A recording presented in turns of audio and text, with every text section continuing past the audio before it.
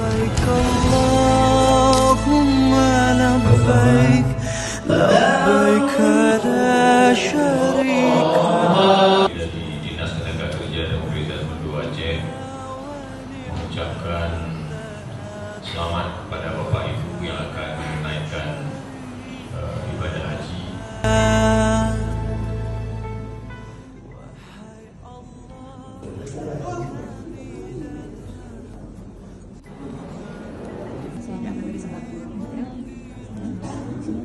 Rahman kita semua.